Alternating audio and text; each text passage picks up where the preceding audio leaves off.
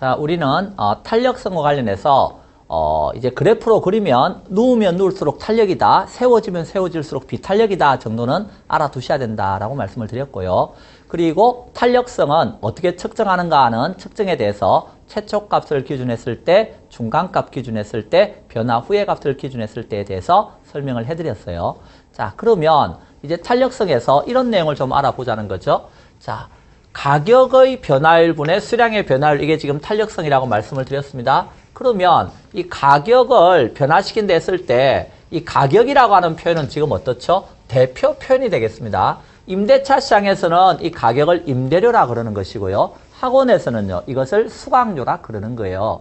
자, 출판사에서는 책값이 되겠죠. 그럼 이런 거 한번 생각해 보시죠. 만약에 이때 가격을 올린다 하는 자극을 줬어요. 그런데 여기가 학원이라서 수강료라고 한번 생각해 보세요. 자, 수강료를 올린다 하는 자극을 주게 되면 여러분은 반응이 나타나시겠죠. 그때 반응은요, 비싸면 안 사, 이게 반응이에요. 그럼 수량이 줄어든 것으로 나타나는 거죠. 그때 왕창 안 사, 이걸 아까 뭐라 그랬어요? 양이 왕창 변하는 거, 이걸 뭐라고 쓴다? 탄력. 그럼 양이 왕창 변하는 게 탄력이고, 양의 변화가 적은 걸 뭐라 그랬어요? 아까 이 가격 변화율보다 양의 변화가 적은 건 비탄력이라고 쓴 거죠. 자, 그러면 여러분은 이 수강료를 올린다 하는 자극에 대해서 이렇게 민감하게 반응하실 수도 있고 둔감하게 반응하실 수도 있잖아요. 그러면 이 민감과 둔감을 결정하는 게 뭐냐 이거예요. 자, 그럼 한번 생각해 보시죠. 여러분이 수강료 올린다 그랬을 때 왕창 가방 싼다, 이게 수량이 줄어드는 거예요. 그럼 가방 싸면요, 어디 갈 데가 있어야 되는 거 아니에요. 자, 그래서 갈 데가 많으면 많을수록 어때요? 가방 싸는 사람 많아질 수 있죠. 즉, 그걸 우리는 고상하게 대체할 수 있는 곳이 많으면 어떻게 된다? 가방 싸는 사람이 많아진다. 즉, 탄력적이 된다고 쓰는 거예요. 그런데 수강료 올리더라도 어디 갈 데가 없으면요, 즉 대체할 수 있는 학원이 전혀 없으면 가방 싸기 어렵겠죠? 그게 비탄력인 거예요. 그래서 여러분에게 탄력과 비탄력을 결정하는 요인 중에 가장 중요한 요인으로 지금 뭐가 있다는 거예요? 대체제의 유무가 나온다는 겁니다. 그래서 129쪽에 보면 수요의 가격 탄력성에 영향을 주는 요인 이렇게 해놓고 첫 번째 나오는 게 뭐냐면 대체제의 유무가 가장 중요하다. 대체제가 많을수록 탄력이 되고 대체제가 적으면 어떻다? 비탄력이 된다 하는 것 정도는 알아두시고, 그 다음에 기간, 측정 기간과 관련해서 단기, 장기가 있습니다. 자, 생각해 보세요. 단기, 장기에서 단기에는 양을 변화시키기가 어려운 거예요. 단기 짧은 시간 안에는. 그렇기 때문에 단기에는 비탄력이 되고요. 장기에는 좀 더 어때요? 탄력적이 돼요. 그러니까 기간을 장기로 주고 어때요? 수강료 올릴 테니까 가방 살지 말지 결정하세요. 그러면 많이 살 수 있다는 거예요. 근데 단기적으로는요, 어디 알아본 데도 없는데 이러면서 어때요? 가방 싸기 어렵죠. 그래서 비탄력이 됩니다. 그래서 단기는 비탄력, 장기는 탄력이다 하는 정도 알아두시고, 그 다음에 4번에 보면 이런 말이 나오네요. 부동산은 전체적으로 보면 이제 대체제가 저거 비탄력이나 세분화하면 동질성이 커져서 탄력적이 된다 이런 말이 나옵니다. 자, 뭔 소리냐면 부동산 전체적으로 임대료가 다 올랐어요. 그럼 어디 갈 데 없잖아요. 다 올랐으니까. 그러니까 그때는 대체제가 별로 없으니까 비탄력이 되는 거예요. 그런데 세분화해서 노량진 지역에 있는 아파트 가격만 올랐어요. 그러면요, 영등포나 뭐 양평이나 이렇게 어때요? 이사 갈 수 있죠? 그러면 세분화하면 할수록 대체제가 많아서 좀 더 탄력적이 된다. 그런 뜻입니다. 자, 그 다음에 5번에 보면 이런 말이 나옵니다. 주거용 부동산 수요는 다른 용도 부동산보다는 탄력이다. 자, 다른 용도가 뭘까요? 상업용이나 공업용을 말하는 거예요. 자, 여기 여러분이 남의 부동산을 빌려서 공장을 하고 있습니다. 그런데 임대료 올려달래요. 그러면 이제 어때요? 탄력적으로 반응하려면 가방 싸서 공장 이전해야 되잖아요. 쉽겠어요? 어렵겠어요? 어렵죠. 비탄력이라는 거예요. 그런데 주거용은 공업용 이런 것보다는 좀 더 대체제가 많다고 봐서 좀 더 어떻다? 탄력적이 되더라는 겁니다. 자, 그런 뜻입니다. 6번에 생활 필수품, 쌀 이런 건요.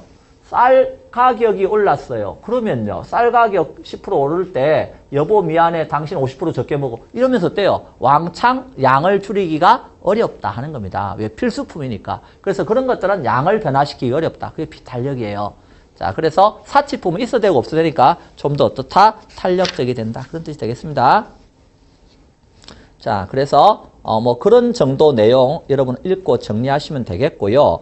그럼 130쪽 맨 밑에 관련 핵심 문제에서 자, 부동산 수의 가격 탄력성에 관한 일반적 설명으로 틀린 것들이 물었는데 자, 1번에 그런 말이 나오네요. 부동산 수요의 가격 탄력성은 주거용 부동산에 비해서 특정 입지 조건을 요구하는 공업용 부동산에서 더 탄력적이다. 틀린 거 아시겠죠? 공업용은 특정 입지 조건을 요구하면 가방 싸기 어렵잖아요. 즉 양을 변화시키기 어려운 거예요. 임대료 올린다 해서. 자, 그래서 비탄력이다 이렇게 배운 거죠. 자, 나머지는 다 학습한 내용이니까 읽어보세요. 자, 우리가 지금 배운 것은 수요의 무슨 탄력성이라고요? 가격 탄력성입니다. 그래서 이 수요량에 영향을 주는 것 중에 지금 어때요? X제하다 그러면 X제의 가격이 가장 큰 영향을 미친다 그랬죠? 그래서 가격이 변했을 때 수량이 얼마나 변하는가 이걸 살펴본 게 수요의 무슨 탄력성? 가격 탄력성이에요. 그런데 이 수요량을 변화시키는 것 중에 아까 우리 더 사, 안 사 하는 것 중에 가격만 있었던 건 아니죠. 수량 영향을 주는 것 중에. 소득도 있었나요? 소득이 엄청나게 늘어나면요. 까짓 거 그것쯤이야 그러면서 어때요? 더 사 얼마든지 할 수 있다 그랬죠. 그래서 소득이 변했다는 것도 당해 재화의 수량에 영향을 미친다는 겁니다. 그래서 알아보고자 하는 것이 수요의 무슨 탄력성? 소득 탄력성이라고 하는 겁니다.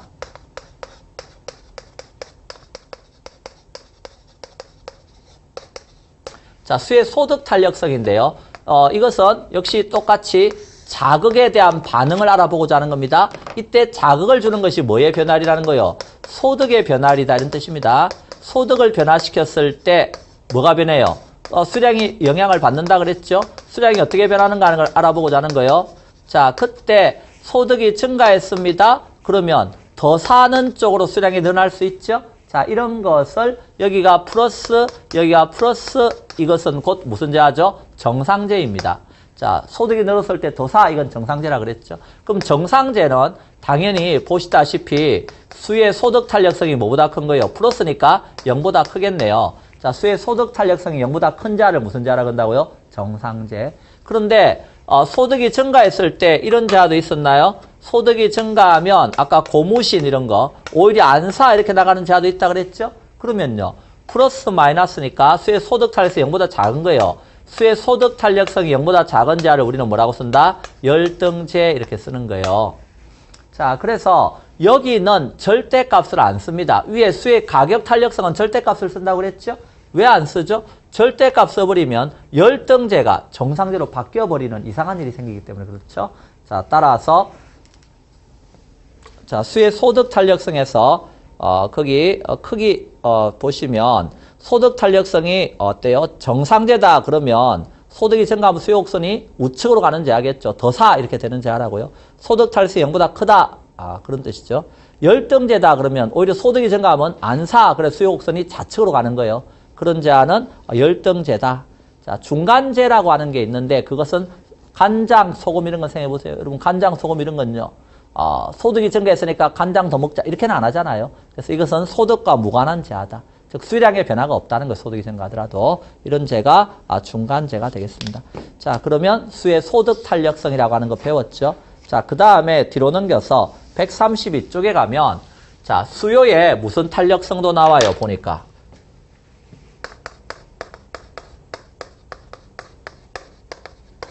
자, 수요의 교차 탄력성이라고 하는 게 등장합니다. 수의 교차 탄력성이라고 하는 건요. 우리가 구하고자 하는 제하를 해당 상품 또는 당해 제하라 그랬어요. 그럼 X제의 수요량이 변한다. 얼마나 변하는가 하는 변화율에 영향을 미치는 것 중에 아까 X제 가격 변화율이 오면 그것은 수의 가격 탄력성이 되는 거죠. 그런데 X제 가격이 아니고 대체제나 보완제 같은 Y제의 가격이 어때요? 변화하더라도 역시 X제 수량에 영향을 준다 그랬어요. 그러면 이 Y제가 어떤 재화일 수가 있다고요? 대체제일 수도 있고 보완제일 수도 있잖아요. 자, 그러면 아까 배웠던 거 기억해 보시죠. 대체제 가격이 올랐습니다. 그럼 대체제가 어떻게 된 거예요? 비싸졌죠? 비싸면 뭐라고 말한다고요? 안 사. 무엇을? 대체제를. 얘가 비싸니까. 안 산다는 건 대체제를 선택하는 거예요? 선택하지 않는 거예요? 선택 안 하는 거죠.